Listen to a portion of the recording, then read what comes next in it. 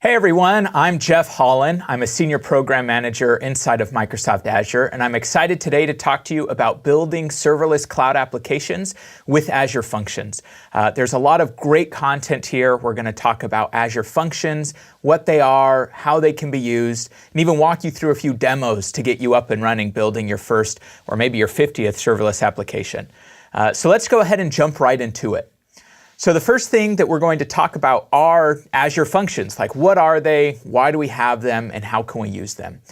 So the first part, if you've noticed from the Azure Function logo, these are actually the two elements of it that I'm showing here on the presentation. You have your code that you write, and then there's some events or data that are going to trigger the use of that code. And so when that event combines with the code, that's where you have here Azure Functions. It's a relatively newer service provided inside of Microsoft Azure that allows you to build, publish, and deploy cloud scale applications in a fraction of the time. So you write your code in C#, in JavaScript, F# or Java. More languages are becoming available all of the time. You just publish that code to the cloud and everything else is managed for you. So this enables you to not have to worry about things like scale or worry about things like utilization and billing utilization. You just simply write your code and publish it to the cloud, triggered on something like an HTTP request, trigger when data is changed inside of something like Cosmos DB, and everything else is managed automatically for you. Another powerful capability of Azure Functions that we'll show you as we go throughout the session is that it can easily connect to and integrate with other services as well. Oftentimes you'll hear of a service like Azure Functions being used as cloud glue, as it kind of stitches elements of your application together. You've got a database over here, you've got a mobile application over there, maybe you have some analytics that run here. Azure Functions works great kind of inside of those individual components, stitching them together and integrating them seamlessly. So I mentioned language support before. I wanted to go a little bit deeper into that. If you're interested in writing an Azure function, how can you write it? So today, you can write it in C#. We allow you to do either a C# script file or a full, rich C# class library application. You can write in JavaScript. We have a few different versions of the Node runtime that will execute that JavaScript on. F#. And we have Java right now that's in preview. So if you want to write an application in Java using Maven tooling, in IntelliJ or VS Code or Eclipse, that's supported today in preview. And there's a number of other experimental languages, Python, Bash, PowerShell. And many of those languages will actually continue to mature and evolve. And a few of them will eventually reach general availability status. So this gives you a lot of flexibility. As a developer, you can use the same platform, the same tools, but choose the language that's best suited for both your experience and the problem that you're aiming to solve. So to start with, I know we've just started. We're going to go into a demo very quickly because I think it helps to actually see what is an Azure function, how do you build them, what do they look like. So I'm showing here on my screen, this is the Microsoft Azure portal. And if you want to build an Azure function, it's very easy to get started. You can actually just come up here to the new Start menu. And actually just right here in that first section, there's an opportunity to build a serverless function app. So you can go ahead and click that inside of Azure. And it's just going to ask you a few details about the app that you want to build. Things like the name of the app, which will eventually become the URL, as you can see. You've got to choose a subscription and a resource group. And a few of these other options like hosting plan or application insights we'll get into in a little bit. But for now, you could just name this whatever you wanted and create it. It just takes a few seconds to create. I've actually created one ahead of time. But this is what an Azure Function app looks like. So an Azure Function app can be one or many individual functions.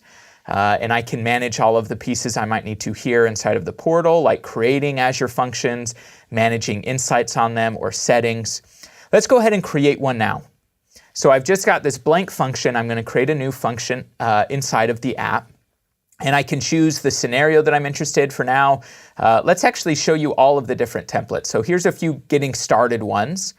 But if I actually come over here to custom function, you'll notice here we have a bunch of different templates to help you get started, whether you want to work with Cosmos DB or IoT or webhooks, GitHub, scheduling, email, all of these templates to help you get started very quickly.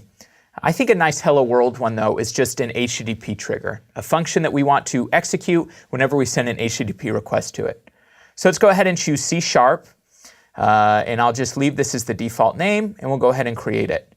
Now just in that little amount of time here, what's loading now on my screen is my Azure function. And I'll go ahead and zoom in here so you can read it a little bit more. It's not super important what it's doing, but needless to say, in this about 20 lines of code, what will happen is when I send an HTTP request to this endpoint, it's going to go ahead and run this code for me. Now in this case, what the code's actually doing is it's looking to see if I've provided a name, and I could provide that name either in a query parameter of the URL or in the actual body of the URL and the content. And if I provide a name, it's going to go ahead and return back a hello message. Okay? So here's the code. I could continue to edit it and write here if I wanted to. But for now, let's go ahead and just test this out. And for now, my name is not Azure. I'll go ahead and change my name to Jeff. And here, if I might need to zoom out a little bit to see this test button down here, or save and run. Let's go ahead and run this function now. And so here in the cloud, it just executed this little bit of code. And you'll see here down at the bottom, I see my message, hello, Jeff. So I don't have to worry about how this is hosting, all of the pieces running behind the scenes. I just simply write that little bit of code or logic that I want to execute on demand. Here's that URL for me that I can call at any time now to execute that code, and I'm up and running. So this is super convenient as I need to write different pieces of functionality to run on demand. Maybe I'm writing a website or a back-end API. Maybe I want this to run on a timer. Instead of me having to write boilerplate code or figure out anything else, I just write this simple bit of code like I've showed you here inside of the Azure portal.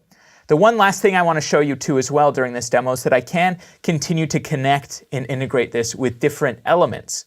So maybe instead of just returning back a hello message, maybe I actually want to emit something to an Azure Event Hub or add an entry into Azure Cosmos DB. And I can configure and set all of that up here directly within the Azure portal as well and make it so that my code runs on demand, talking to the services that I need it to talk to. So what this is that this is completely serverless, which means that if you execute this, we'll spin it up on demand for you, and you're only ever charged for what you use. So this type of a programming model is extremely useful. And I actually want to talk about some of the customer success stories that we've seen in Azure Functions. Azure Functions, as I mentioned, is relatively new, but there's a number of large corporations and enterprises or even startups that are using this today and finding immense value from it. One that I want to talk about briefly is Fujifilm. They've got this popular image work service that they began to leverage serverless functions to improve their application. So as they started to solve different technical challenges for their ImageWorks service and use Azure Functions, they found that their latency went down as they were able to run on demand for the triggers for the events that they cared about. The big item here that I hear time and time again is actually the second bullet point, that development time is incredibly reduced with Azure Functions. In this case, they state 75%. I hear those kind of numbers all of the time, right? It used to take us 6 months to build a feature end to end. Now we can do it in just 2 months or in 1 month because we're no longer worried about, what operating system is this running on? How do we scale up? How do we scale down? You just simply write the code for the function that you care about. They get massive reliability because Microsoft Azure is managing the infrastructure behind the scenes. And if they need to add new features or create new releases, they're able to effectively do that. So that's just one example of a customer who's found success in this serverless function model. We've got dozens more. If you actually go to the customers.microsoft.com page, you can see about a dozen of these published use cases for customers who found incredible value from functions today. So it's something that we want everybody to be able to find value for. And one of the reasons it's very exciting, and I've alluded to this already, is that it is built on this serverless application model. So let's talk about what serverless is and kind of to set the context for this.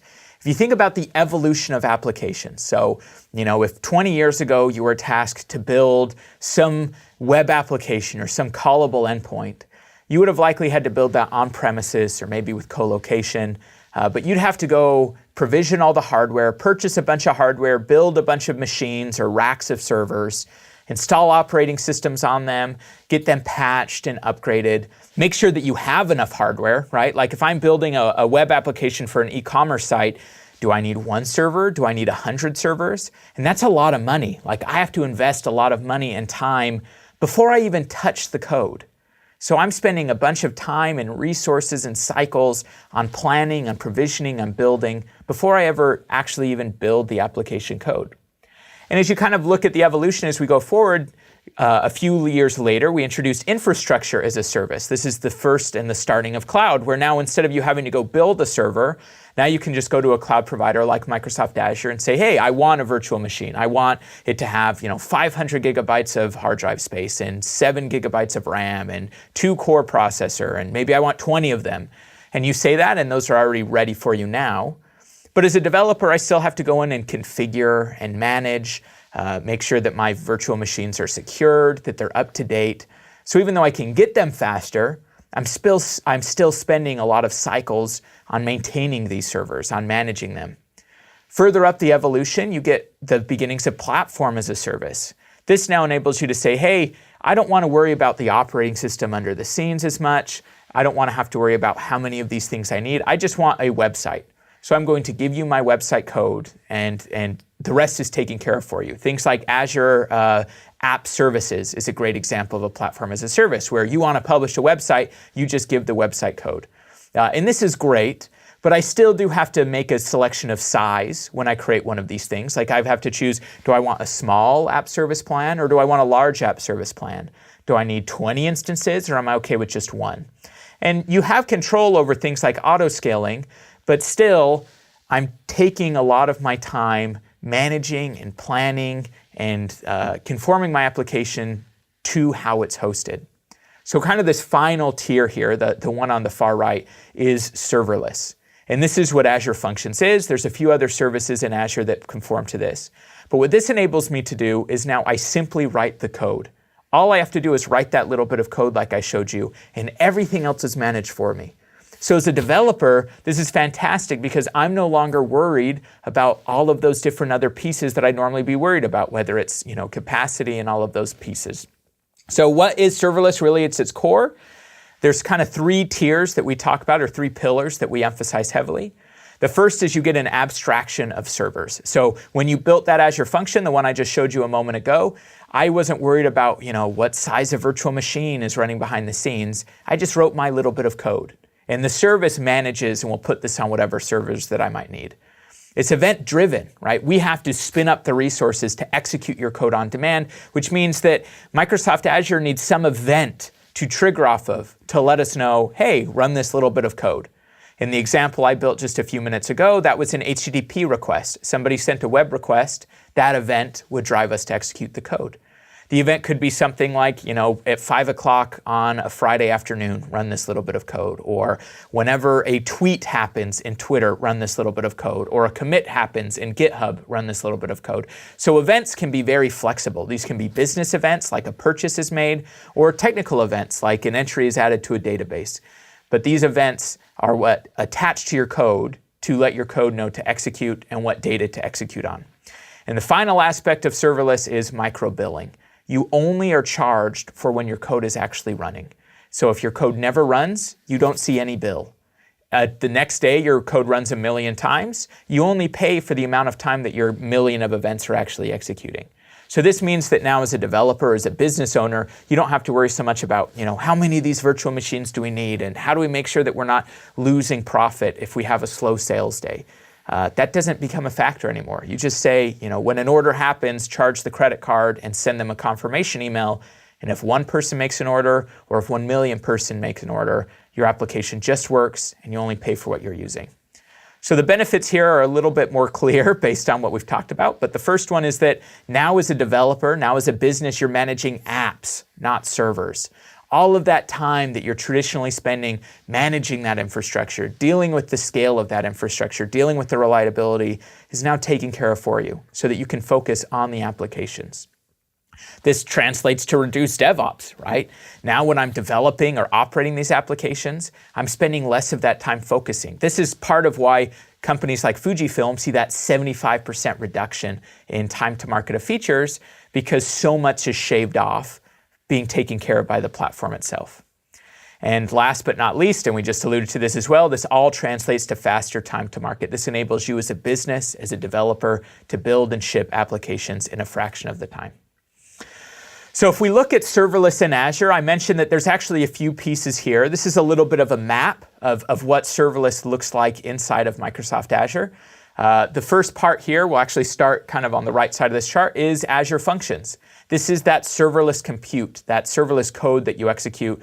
One I just built a little bit ago was 20 lines of C# code that returned back a hello message. Okay, that's Azure Functions. Azure Logic Apps isn't code. You're actually building business workflows or development workflows to orchestrate different calls. So maybe if an order is placed, you're going to charge a credit card, and then inventory needs to get notified, and then you need to send an email, and then you need to create a shipping notice. There's multiple different steps in this process that happen. And Logic Apps is a serverless tool in Azure that enables you to define those events. It will coordinate the execution of all of those different steps. But it also gives you over 200 connectors out of the box. So if you need to integrate with a service like SAP on-premises or Salesforce or Dynamics or Google Docs, there's just connectors to enable you to do that right out of the box. And finally, in the serverless space is Event Grid. We're not going to go super into Event Grid today, but this enables you to route events to different serverless components of your application. There's actually another session as part of this Tech Summit, which goes over the serverless platform and into each of these individually. We're going to focus today just on functions. But it is important to know that this entire platform is built on a rich set of databases, IoT technology, intelligent services. So all of these different powerful components in the cloud are at your disposal. And you get rich development tooling as well. So we're going to go through, we showed the portal development experience, but we're going to go through Visual Studio. You could use Visual Studio Code. You could use IntelliJ or Eclipse for Java functions. Get real-time local debugging and development, which is a unique offering that Azure provides. So one of the other cool parts of Azure Functions is that it's actually very flexible in the different ways that you can run your Azure Function. So I've talked a lot about this serverless model, but there are some scenarios where you actually might want more flexibility in how your function is actually hosted and running. So I'm going to break some of those down. So the first one that we'll call out is this consumption model. That is the one where you're only paying for what you're using. That scale is all dynamic, that we can scale down to 0 or we can scale up to thousands of executions, millions of executions. It's all happening for you and you're only being paid for what's being executed. But sometimes you might actually want to host functions in a different way. Another way is that you can actually deploy functions into an existing app service plan or into a new app service plan. We often call this a dedicated hosting model because now instead of us spinning up resources on demand, you have a dedicated set of instances that have your Azure Functions running on them all of the time. Now, why might you want the app service plan? Often we'll see people use the app service plan if they want to have functions that run for a very long time, right? Maybe an hour, 2 hours, 3 hours for a single execution, right? Serverless functions are be running all of the time and that they're always listening for events, but a single execution, like a single HTTP request, that code can only be running for up to 10 minutes. If you have dedicated resources, if there's servers there 24/7, well, now you have a little bit more flexibility in how long your code runs, and where your code runs, and so forth. The next one is an app service environment. This kind of takes it to the next stage where now instead of just having dedicated resources, you actually have an entire isolated environment. This enables you to do things like ExpressRoute or VNet integration for rich on-premises connectivity. You get perfect consistency in how everything executes. So that's another option if you're already using an app service environment or you want things running in an isolated environment. You can take that same function code and just deploy it over to an app service environment. You can also run Azure Functions on the Azure Stack. So if you have Azure on-premises in Azure Stack, you can run those same functions on-premises as well. And we also have what's called the Azure Functions Runtime. This is a runtime that you can install on a Windows server so that maybe you don't have the full Azure Stack, you just have a server and you want to execute these functions. That's totally fine as well. And the last one is pretty exciting. This is the Azure IoT Edge. So if you have an edge device, maybe you have something like a parking garage and you have cars coming in and out and there's a little bit of code that needs to run whenever a car enters your parking garage. That same flexible programming model that I used moments ago in the Azure portal, I could deploy that same type of functionality to Azure IoT devices, or even span a number of these different hosting models so that my function code is running exactly where that function code will be most optimal. So we talked about the consumption plan. If you're building a new function, you'll see here, this is that new Azure function menu. You can choose consumption plan right there. You're only paying for what you're using. We're assigning compute resources on demand and dynamically. So we will see what your application is asking for and make sure that there are servers ready to run your code on demand. You can be running tons of stuff in parallel on a function. So you don't have to worry about, what if I have 1,000 people who all hit this function at the same time? We'll scale up and manage that all for you, so you don't have to worry about that, and execute them in parallel so they happen quickly as well. You only pay for what you're executing. And again, this is a great option if you want that elastic scale, if you might be scaling from 0 to massive, if there's going to be gaps into when your executions are happening, because you're only paying for what you use. Now, if you select that app service plan, I talked about this before as well, but now you have dedicated virtual machines, just like websites, basic, standard, premium, 1 instance, 20 instances, and this will always run your code, whether it's being executed or not. So this is good if you maybe already have an app service plan, right? Maybe you are already hosting a website on an app service plan, and you can see from your metrics that you're only using 80% of that app service plan. So you've got 20% of spare compute there. Well, you could run these Azure functions for free in that 20% compute just by deploying those functions into that plan. I also mentioned this as well. This is also a great option if you have a function that's running constantly or almost constantly, right? Maybe listening to something like a WebSocket, and you need to be constantly polling or constantly listening to that WebSocket and publishing events. We've talked a lot about functions. I showed you one briefly, but there are a few concepts that are unique to Azure Functions that are important to call out here. So functions is the unit of work here, right? So I have a problem. The function is the unit of work of how I solve it. And all functions are executed. They start and they finish, right? That's just some terminology here. So my function execution starts, it runs its code, and when it's finished, it completes, right? Functions trigger off of events, and those events are called the trigger in the Azure function. So when you build Azure Functions, when you're developing Azure Functions, you will be selecting the trigger, okay? You'll choose, what's the trigger I want to have? And I showed you this as well in the Azure portal. You might also have inputs and outputs. You might get an HTTP request, but want to pull in some data from Cosmos DB and maybe write some data to Azure Storage as a result of that function. Well, you can have those inputs and those outputs. They can even be dynamic. And in the functions programming model, we call those bindings. So these are inputs or outputs that bind to your function. So you have your trigger that starts your function, and then you have bindings that can help enrich the data or maybe push data out to different sources. So here's an example. This is a JavaScript function in this case. Well, you'll notice this is the single execution. This is the single function, and it will have an execution that starts. It's going to just run this little bit of code. In this case, it's actually pulling messages to Event Hub or from Event Hub. This is an input binding from Event Hub or a trigger, and it's going to go ahead and process them and then complete. And here's another example. This is C# in this case. And in this case, I'm actually using C# attributes to annotate my function code. But you'll notice here I'm actually triggering from a queue message. I'm going to go ahead and read in some blob data. And I'm actually going to write out some blob data. So I have an input binding and an output binding, and then I have my little bit of code here. Those bindings are super useful too, because you'll notice here in the C# example, I'm talking with Azure Storage queues, and I'm also talking with blob, but the actual code of my function is a single line, right? Just copy the data from the file name to the other file name, right? So all of the integration code, all of the code to talk to Azure blobs is taken care of for me. I just write this little bit of code and it runs on demand. Tons is managed by the platform itself. Now, a very common scenario that we see with Azure Functions are building serverless APIs. Similar to the one I built today, you call this over HTTP and you get a response. Maybe you have a mobile app and you need to call things from your mobile app and you need APIs exposed. So one of the awesome offerings that Azure Functions provides is a solution to kind of this problem. So let's say you have a mobile application and you have 3 individual pieces of functionality that you have. You've got some customers functionality, you have some product functionality, and you have some order functionality. Now I can write these as 3 individual code bases. And I can even publish them as 3 individual functions and manage them independently. And this is great. This allows me to, maybe version the customer's API without having to touch the product's API. But one of the problems that comes from this is you'll notice I actually now have 3 distinct surfaces: a customers.azure website, product.azure website, and orders.azure website. And this now means that something like my mobile application needs to be aware of and call each of those individually.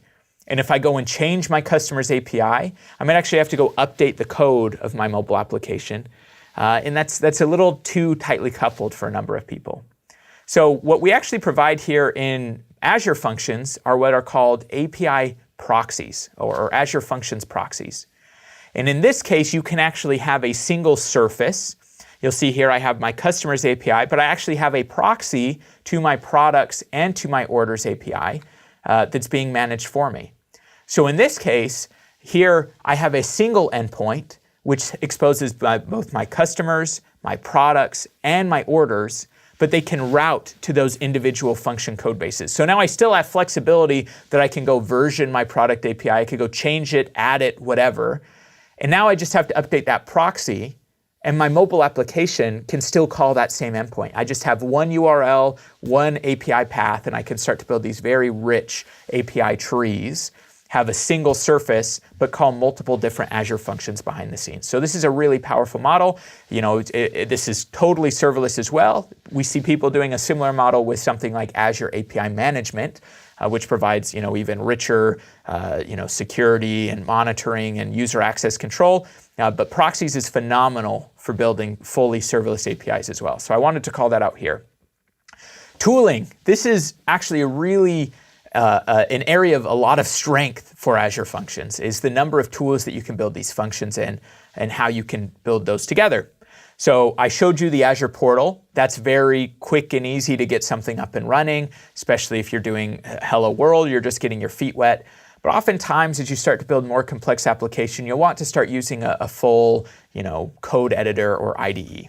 So we do have first-class integration with Visual Studio. In Visual Studio 2017 in the cloud workload, there is an Azure Functions project, which I'll show you in just a minute. You can code these in Visual Studio Code. There's an Azure Functions Visual Studio Code extension to write C#, Java, or JavaScript functions. And we have an Azure Functions CLI, so that if you want to write your own deployment scripts or even write these with whatever editor you want, you can use the CLI, which works cross-platform on Mac, on Linux, on Windows, to build and deploy these Azure functions or test them with any of these solutions. So when we think about development toolings, there's kind of this inner loop and the outer loop, right? The inner loop is building it, and the outer loop is managing them, okay? So when we look at the Azure Functions development tools, the inner loop and the outer loop, the local debugging and the local testing all runs inside of Visual Studio Code, or the CLI. And you can publish from a number of different tools too. So I could publish directly from any of those development tools that I talked about. We also have integration with systems like Visual Studio Team Services, Maven, Jenkins. So whatever you might be publishing from, you can publish with in Azure Functions.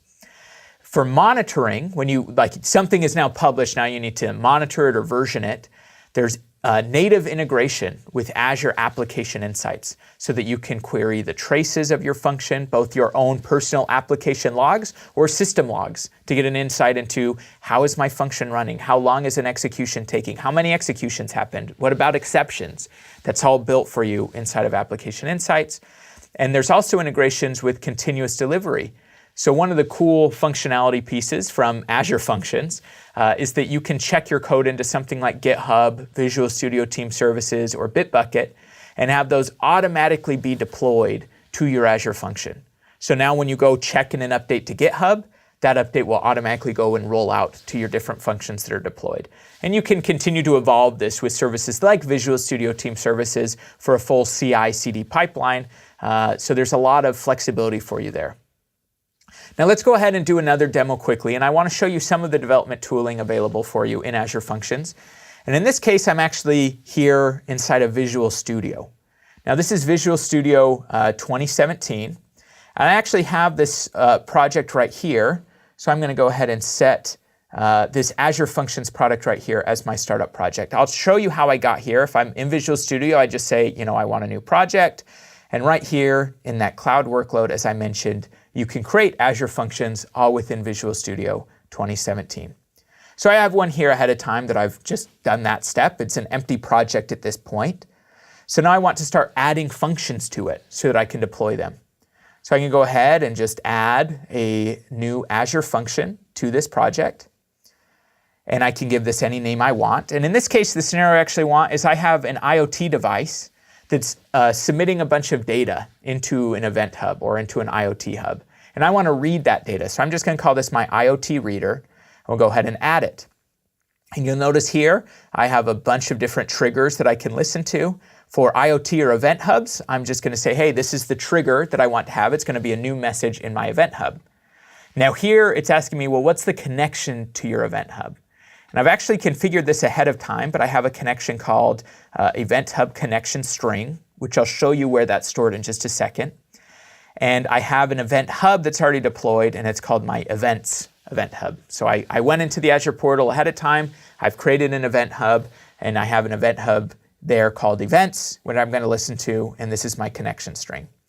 So let's go ahead and click OK here. It's going to spin up that Azure Functions template for me with a little bit of code. So here's the start of this function. You'll notice this is what I configured here. It's an Event Hub trigger. It's listening to this thing called Events. And I have this connection called Event Hub's connection string. Now, one important thing to note when you're using the Visual Studio tooling is that these different settings and connection strings are actually stored inside of your local settings file. So I've opened my local.settings.json file, and here is where I've defined the Event Hub's connection string, and I've set this as an application setting here, okay? And when I publish this, I also have my application settings in the cloud, so maybe I have a different event hub that I work with locally, and when I publish, I have a different one in the cloud, or different environmental variables. So I can manage all of those here as well, all within Visual Studio. Now, one cool thing here, all I'm going to do here in this code is we'll get the Event Hub message, and we'll just go ahead and log it. So we'll say, hey, I got an Event Hub message. I can actually do something like set a breakpoint right here in Visual Studio and click the Run button. Now, what's exciting here inside of Visual Studio is you'll notice we're actually spinning up right here on my machine the Azure Functions runtime. So this is the exact same runtime that will be running inside of the cloud. And you'll notice here that I've actually picked up a message from my Event Hub. So I'd sent a message to my Event Hub ahead of time. It went ahead and picked that up. It hit my breakpoint. You'll notice here I can see my Event Hub message. It's this JSON object, which is being stringified in this case.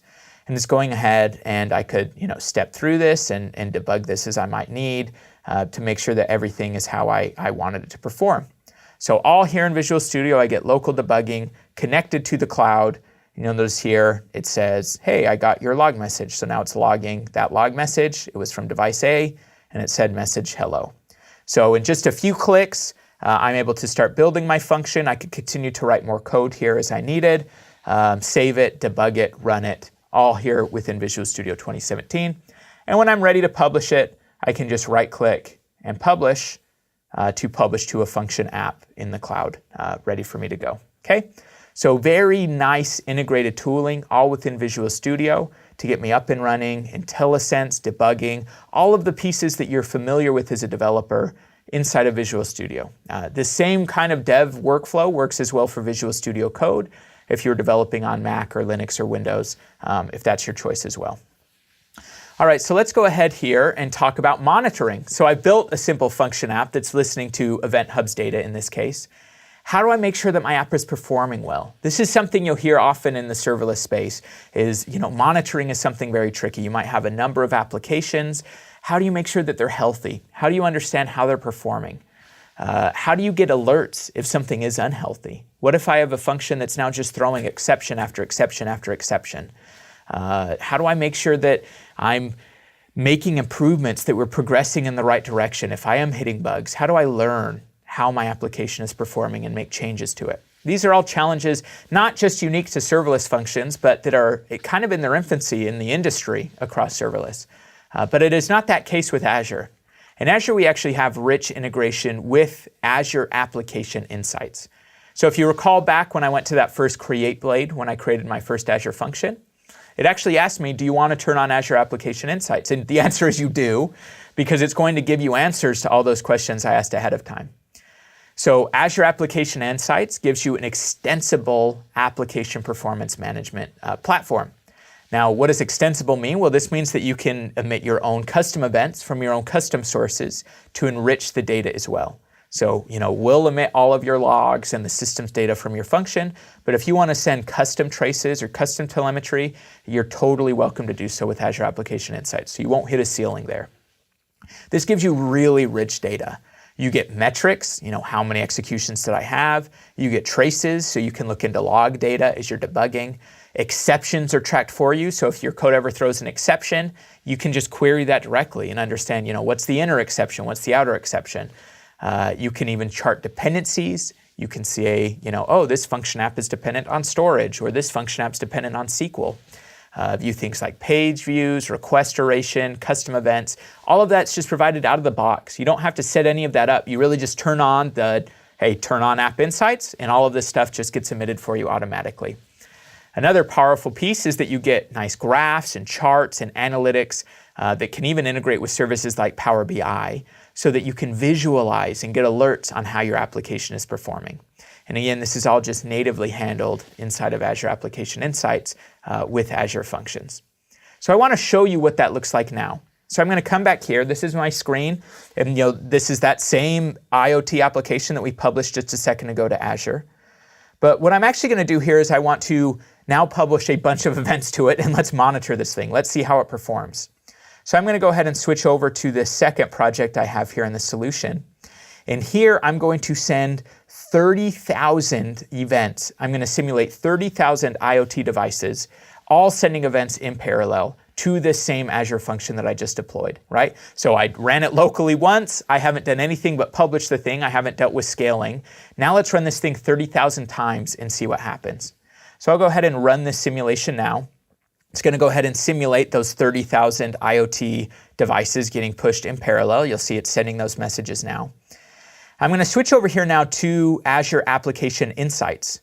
Now this is actually the live view. This is a live metric stream that you can listen to, and you'll see here's my different traces. You'll notice here's those logs that we have being emitted. I have all of those 30,000 events that are getting pushed in, and I can see exactly how they're coming in. So you'll notice here, at least based on how it's ramping up right now, I'm getting about 1,000 requests per second. A single instance is only executing for about a second or less. And what's great down here is I can actually see my Azure function is scaling. You might not have just caught it, but I used to only have one server here, and now I have 3, and this might even continue to scale up as IoT devices keep sending events at such a high rate. But I can even understand how my application is being utilized across all these different IoT devices. So I did nothing but write that simple log file, went through the template, connected it to my Event Hub, but now I've scaled across 3 full-powered Azure servers, and I'm monitoring them live. I see exactly, I've got 3 full servers running and processing events. Looks like it just jumped up to 4. So now I have 4 servers, right? And this will continue to scale as it needs to make sure that my request duration stays really low, to make sure that I'm handling the load. And this is all real live monitoring that I have a handle on. So that was that live stream that I had access to. I could come in here as well, and I could start to explore the metrics or even do analytics on top of this application as well. So I'll just show you that briefly as well. I'm going to go ahead and open the analytics for this IoT application we just built. And here's an example of some of the different data sources, right? If I want to look at any exceptions that are happening or the requests that are coming in or traces as they're occurring, you'll remember I'm emitting some trace logs. So let's go ahead and just look at what these traces are. I'll go ahead and click Run here. And here are all the traces from my function application. In this case, I've got a timer trigger here that's running. I've also got my Event Hubs trigger. My IoT reader is the one we called it. All of those traces are all here. I can query them. I can write some filtering syntax, some summary syntax. It's all just provided for me out of the box. So that was a quick example of how not only does my function app scale, but I also get real-time analytics and monitoring on top of it. Okay, so I do want to, as I kind of wrap up here, talk about how Azure Functions is an open source project. You can watch us develop in the open on GitHub. So we have a number of different repositories here as well. There's the SDK script, the extensions, the binding, the CLI, the portal, template, samples, all of it's in the open. We love contribution from contributors, and we get contributions all of the time. And you can also watch us track issues and start to work on them as well. So if you're interested in contributing, or at least just following along in our development, be sure to check out on GitHub some of those repositories. Okay, so some final thoughts here. Thank you so much for sticking with us, and hopefully this has been helpful for you to give you a feel for what Azure Functions are, how they can be built, how they can be monitored, and how they can scale. First and foremost, if you have not built Azure Functions before, try Azure Functions. Try to build one, see how it runs, see how it executes. Azure Functions is a robust and mature service. It's generally available. We have thousands and thousands of customers running millions of executions every day. You can follow along with us on Twitter at Azure Functions. A number of the team, myself included, are on Twitter as well, always contributing and asking and answering questions from our users. We've got a few samples that you can deploy into your own subscription yourself. There's one where you get a website that allows you to do a tug of war.